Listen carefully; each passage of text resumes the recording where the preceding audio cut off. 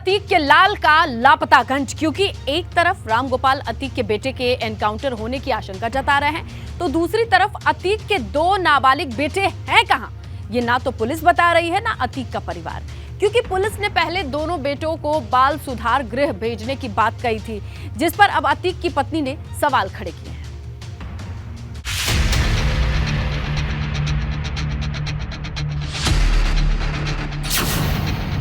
अतीक के लाल का लापता गंज, खत्म होगी भागम भाग वाली जंग।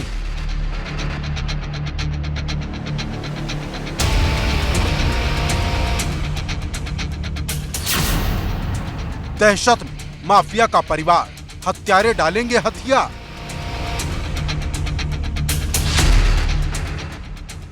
क्या अतीक अहमद अपना गुनाह कबूल कर लेगा? क्या प्रयागराज हत्याकांड के हत्यारे हथियार डाल देंगे? ये सवाल इसलिए खड़ा हो गया क्योंकि अतीक के दो बेटे एज़म और अबान कहां हैं, ये ना पुलिस बता पा रही ना अतीक का परिवार। क्योंकि 4 मार्च को प्रयागराज पुलिस ने सीजेएम कोर्ट में रिपोर्ट पेश की, जिसमें उसने कहा था कि उसने अतीक अहमद के दो नाबालिग बेटे एज़म और अबान को 2 मार्च को बाल सुधार गृह भेजा है।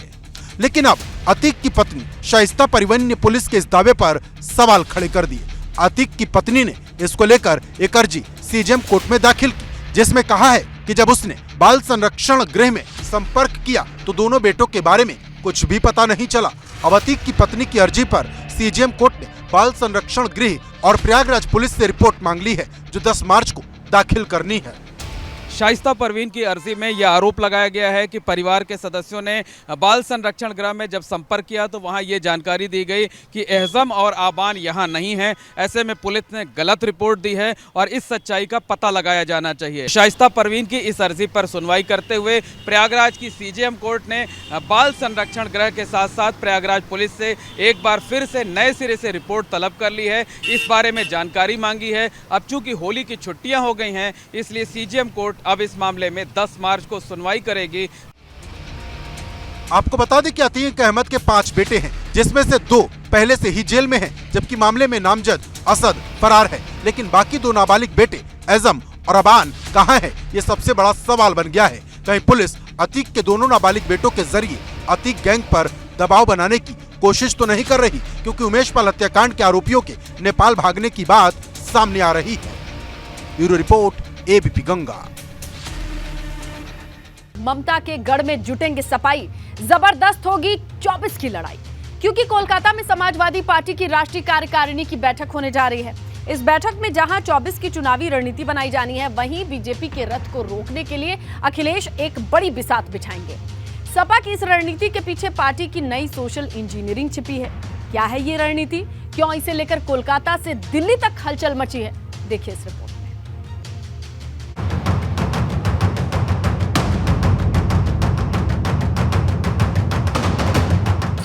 ममता के गढ़ में जुटेंगे सपाई, जबरदस्त होगी 24 की लड़ाई।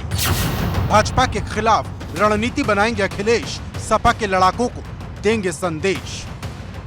उत्तर प्रदेश की सियासत में भाजपा को मात देने के लिए सपा अब तक कई प्रयोग कर चुकी है, लेकिन अभी तक सफलता हाथ नहीं लगी। और अब अखिलेश यादव की नजर 2024 की चुनावी जंग पर है, जिसे फतेह करने के लिए समाजवादी पार्टी कोलकाता में 3 दिन की राष्ट्रीय कार्यकारिणी की बैठक करने जा रही, जो 17 से 19 मार्च के बीच कोलकाता में होगी। क्योंकि अखिलेश यादव की तीसरी बार राष्ट्रीय अध्यक्ष बनने के बाद नई कार्यकारिणी की ये पहली बैठक है, जिसमें लोकसभा चुनाव की रणनीति पर चर्चा होगी। इस बैठक में 20 प्रदेशों के अध्यक्ष शामिल होंगे और 3 दिन तक चलने वाली बैठक में करीब 8 सत्र होंगे।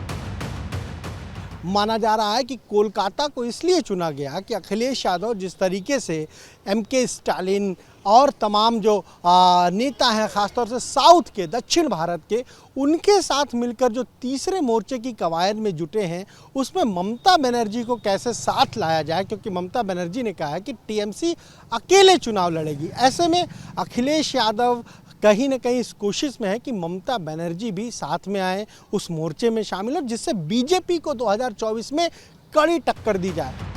आपको बता दें कि कोलकाता में समाजवादी पार्टी की राष्ट्रीय कार्यकारिणी की बैठक करीब 11 साल बाद होने जा रही, लेकिन इस बार इस बैठक के जरिए अखिलेश बड़े सियासी समीकरण को साधने की रणनीति बना रहे, जिसमें राम मनोहर लोहिया, भीमराव अंबेडकर चौधरी चरण सिंह और मुलायम सिंह यादव के सिद्धांतों के जरिए एक बड़ी लकीर खींची जाएगी। सपा की इस रणनीति के पीछे पार्टी की नई सोशल इंजीनियरिंग छिपी है, क्योंकि डॉक्टर राम मनोहर लोहिया के जरिए जहां समाजवादी विचारधारा वाले लोगों को अपने साथ जोड़ने की कवायद है, तो मुलायम सिंह यादव के जरिए यादव और मुस्लिम मतों को सहेज कर रखने की रणनीति।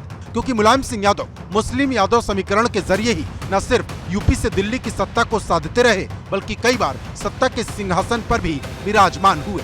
इसके अलावा अखिलेश यादव की कोशिश सपा को यादव मुस्लिम के समीकरण से आगे बढ़ाकर भीमराव अम्बेडकर के जरिए दलित वोटों तक पहुंचने की है, तो चौधरी चरण सिंह के जरिए जाट और किसान को अपने पाले में जोड़ने की रणनीति है। क्योंकि यूपी में भाजपा 50% वोटों के आसपास है। इस आंकड़े को भाजपा 2019 के लोकसभा चुनाव में छू चुकी है, जबकि 2022 के चुनाव में भाजपा को 41% वोट मिले थे, वहीं सपा को 32% से ज्यादा वोट मिले। सपा ने अपने इतिहास में पहली बार 30% वोटों के आंकड़े को पार किया।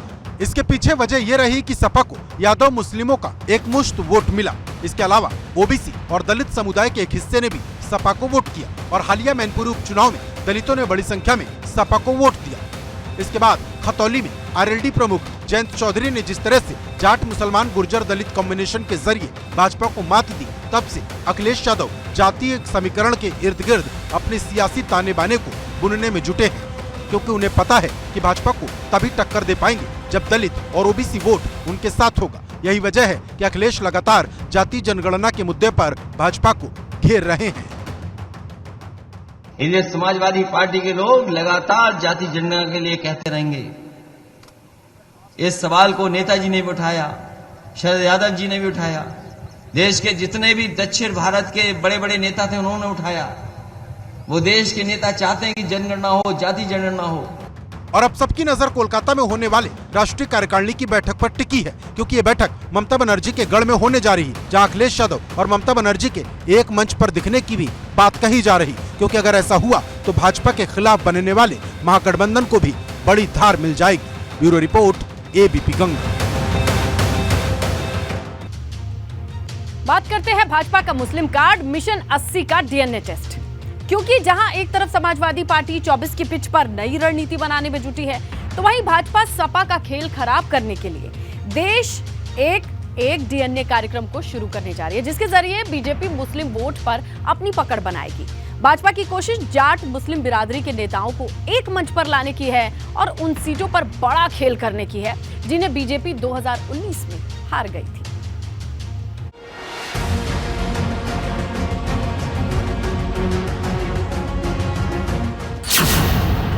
भाजपा का मुस्लिम कार्ड मिशन 80 का डीएनए टेस्ट। दिल्ली में हैट्रिक की तैयारी, 24 में जंग होगी भारी। जैसे जैसे दिन बीत रहे हैं, राजनीतिक हलचल तेज होती जा रही और अब भाजपा पसमानदा सम्मेलन के बाद एक देश एक डीएनए कार्यक्रम के जरिए अल्पसंख्यकों में पैठ बनाने की तैयारी कर रही और इसकी शुरुआत पश्चिमी यूपी के उस मुजफ्फरनगर से करने जा रही जो पश्चिम की राजनीति का सेंटर पॉइंट माना जाता है।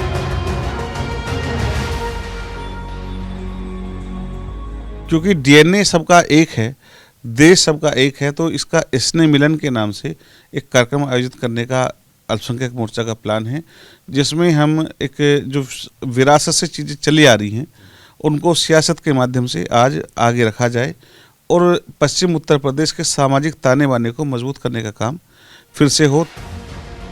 भाजपा की कोशिश जाट मुस्लिम बिरादरी के नेताओं को एक मंच पर लाने की है और इन सीटों पर बड़ा खेल करने की, जिन्हें भाजपा 2019 में हार गई थी। भाजपा की माने तो इन लोकसभा सीटों पर मुस्लिम राजपूत, मुस्लिम जाट और मुस्लिम गुर्जर की आबादी 2.5 लाख के आसपास है, लेकिन इनके पास अपना कोई नेता नहीं। और अब भाजपा इस बिरादरी से आने वाले नेताओं को न सिर्फ बड़ी जिम्मेदारी देगी, बल्कि इन्हें एक मंच पर लाकर खड़ा भी करेगी। पश्चिम उत्तर प्रदेश की जो अधिकतर लोकसभा सीटें हैं उनमें मुस्लिम राजपूत, मुस्लिम जाट और मुस्लिम गुर्जर की जो आबादी है वो एवरेज लगभग 2.5 लाख के आसपास है और ये अपने आप में बड़ा फैक्टर है।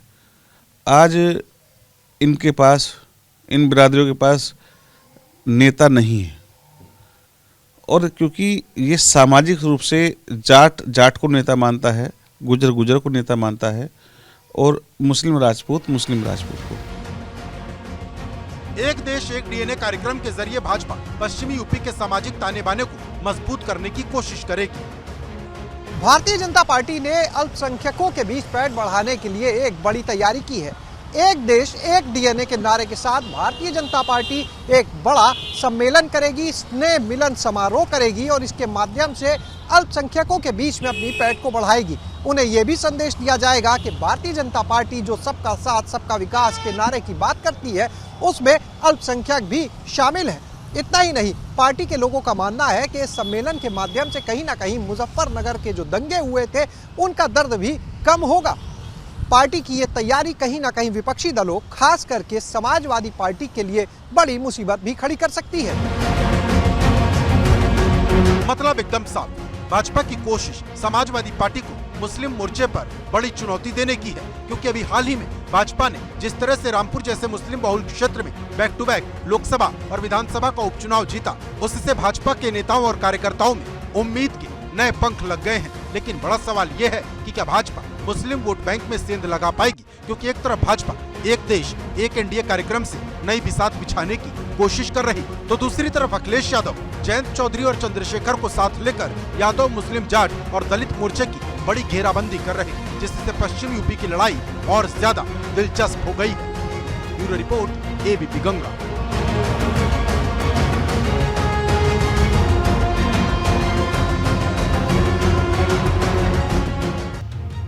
बात मुलायम के बिना सैफई की पहली होली, क्योंकि जहां देश भर में होली की धूम है, वहीं सैफई की इस होली में इस बार कुछ बदलाव नजर आ रहा है, क्योंकि सैफई में पूरा समाजवादी कुनबा जुटा हुआ है। अखिलेश यादव, शिवपाल यादव, राम गोपाल यादव सब मौजूद हैं। लेकिन इस बार सैफई में नेताजी की फूलों वाली होली जो मनाई जाती थी वो नहीं मनाई जाएगी।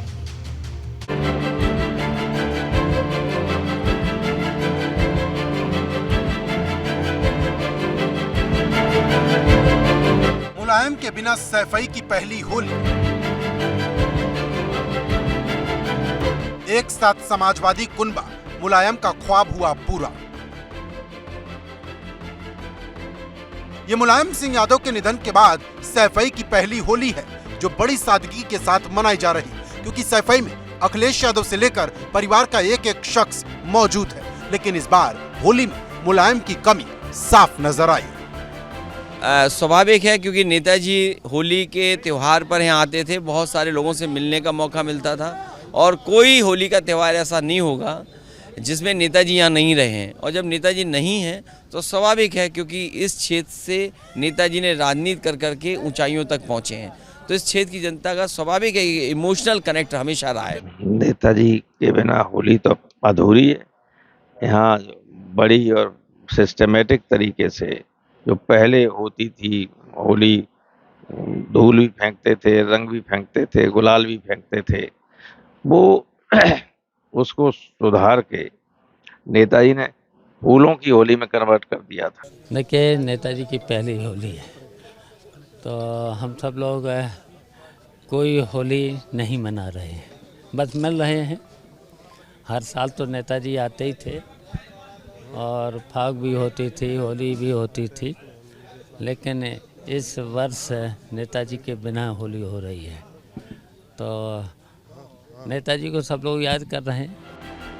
आपको बता दें कि पहले सैफई में एक पंडाल सजाया जाता था, जहां धूमधाम से फूलों की होली मनाई जाती थी, लेकिन इस बार नेताजी को श्रद्धांजलि देते हुए फूलों की होली नहीं मनाई गई। सैफई इस बार नेताजी मुलायम सिंह यादव की गैर मौजूदगी में होली मनाएगा।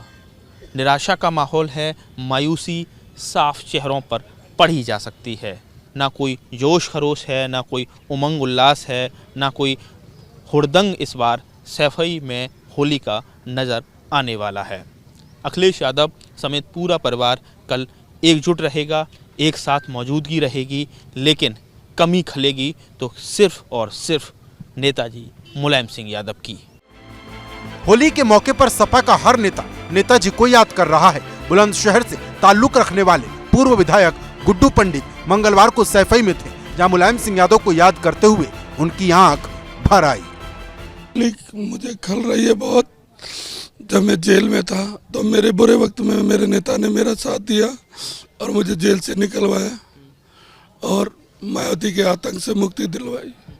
उनकी खलील मुझे आज भी बहुत खल रही है। लेकिन इस होली पर समाजवादी कुनबा एक साथ दिखाई दे रहा, क्योंकि अखिलेश और शिवपाल के बीच जितनी भी दीवार थी वो ढह चुकी है। सब कुछ वैसा ही है जैसा मुलायम चाहते थे। सैफई से नितिन उपाध्याय, एबीपी गंगा।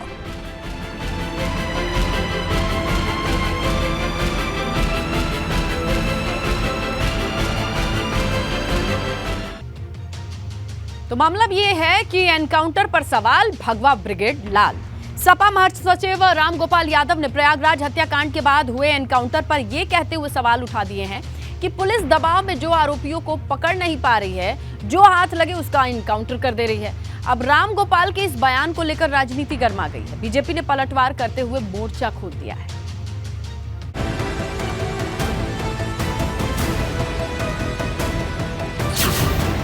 एनकाउंटर पर सवाल, भगवा ब्रिगेड लाल। अब तक 2 एनकाउंटर, क्या आगे अतीक के बेटे का नंबर? जब से प्रयागराज में उमेश पाल हत्याकांड हुआ, उत्तर प्रदेश में सियासी भूचाल मच गया, क्योंकि एक तरफ सरकार फुल एक्शन मोड में है, तो दूसरी तरफ पुलिस 2 आरोपियों को एनकाउंटर में ढेर कर चुकी है। और अब पुलिस के इसी एनकाउंटर पर समाजवादी पार्टी के राष्ट्रीय महासचिव रामगोपाल यादव ने ये कहते हुए सवाल खड़े कर दिए कि पुलिस दबाव में है, जो मुख्य आरोपियों को पकड़ नहीं पा रही और अपनी कमी छिपाने के लिए ऐसे ही एनकाउंटर कर दे रही। जब असल आरोपी नहीं मिल रहे हैं तो दबाव ऊपर से है कि मारो, तो जो पकड़ में आ जाएगा उसे मारेंगे। अभी तो अतीक के लड़के को पकड़ ले गए पहले ही दिन, 2 लड़कों को, पढ़ने वाले, उनमें से एक की हत्या हो जाएगी एक आध दिन में, आप देखिए। जबकि संविधान हमारा आदमी को जीवन के अधिकार का मौलिक अधिकार देता है। किसी के जीवन को आप ले नहीं सकते विधि सम्मत तरीके के अलावा, और कोई रास्ता नहीं। रामगोपाल यादव यही नहीं रुके, उन्होंने यहाँ तक कह दिया कि हो सकता है 1-2 दिन में पुलिस अतीक अहमद के बेटे का भी एनकाउंटर कर दे। पुलिस से एनकाउंटर हो कोई मारा जा सकता है, लेकिन पुलिस पकड़ ले उसके बाद एनकाउंटर करे, ये तो दंडनीय अपराध है। आज नहीं तो कल जब कोई दूसरी व्यवस्था बनेगी तो ये जो फर्जी एनकाउंटर करने वाले लोग हैं, नेता सब बच जाते हैं, अधिकारी फंसते हैं। इन पे हत्या का मुकदमा कायम होगा ही, पहले भी हुए, एक बार नहीं दर्जनों बार हुए। जांच में क्यों तो है, अतीक की पत्नी कह चुकी है और उसने लिख के दिया, हाई कोर्ट गई कि मेरे 2 बच्चों को पुलिस पकड़ लेगी, इनकाउंटर कर सकती। अब इनकाउंटर होगा तो फर्जी होगा ही। कुछ इसी तरह की आशंका एक दिन पहले अतीक की बहन ने भी जताई थी। सर, हमको टॉर्चर यही किया गया कि तुम्हारे भाई बचेंगे नहीं, इनकाउंटर कर दिए जाएंगे। पूरे दावे से वो लोग हमसे बोल रहे थे, अमिताभ यश जी और ये श्री। सर, हम कैसे रह सकते हैं? हमारे बच्चे, हमारा घर परिवार एक तरफ, हमें अपने भाइयों की जान की चिंता है सर। लेकिन अब रामगोपाल यादव के इस बयान के बाद राजनीतिक सरगर्मी बढ़ गई है। भाजपा सपा को ऐसे बयान देने से बचने की नसीहत दे रही। श्री अखिलेश यादव जी और समाजवादी पार्टी का अपराधियों के साथ, माफियाओं के साथ पुराना रिश्ता है। जब किसी अपराधी, किसी माफिया के खिलाफ कार्रवाई होती है तो इस प्रकार के सवाल समाजवादी पार्टी की ओर से आना स्वाभाविक है। समाजवादी पार्टी के राज्यसभा सदस्य प्रोफेसर रामगोपाल यादव ने अब कहा है कि दरअसल प्रयागराज में जो अपराधी शामिल थे उन आरोपियों तक पुलिस नहीं पकड़ पा रही है और इसीलिए पुलिस दबाव में है। जो भी मिल रहा है उससे पकड़कर पुलिस मार दे रही है। हालांकि उनके इस बयान से पहले भी समाजवादी पार्टी के तमाम नेताओं ने, खुद अखिलेश यादव ने प्रयागराज इनकाउंटर को लेकर सरकार से सवाल किए थे। तो वहीं उप मुख्यमंत्री केशव प्रसाद मौर्य ने प्रोफेसर रामगोपाल यादव के इन आरोपों का जवाब देते हुए साफ तौर पर कहा है कि उनकी सरकार लगातार अपराधियों के खिलाफ कार्रवाई कर रही है और जो भी अपराधी किसी भी अपराध में संलिप्त है उसके पीछे कहीं न कहीं समाजवादी पार्टी के लोगों का ही संरक्षण रहा है। लेकिन बड़ा सवाल इस बात का है कि क्या वाकई पुलिस दबाव में है, क्योंकि 13 दिन के बाद भी पुलिस किसी भी बड़े आरोपी को पकड़ नहीं पाई और इसी को लेकर समाजवादी पार्टी सवाल उठा रही। Bureau report, ABP Ganga.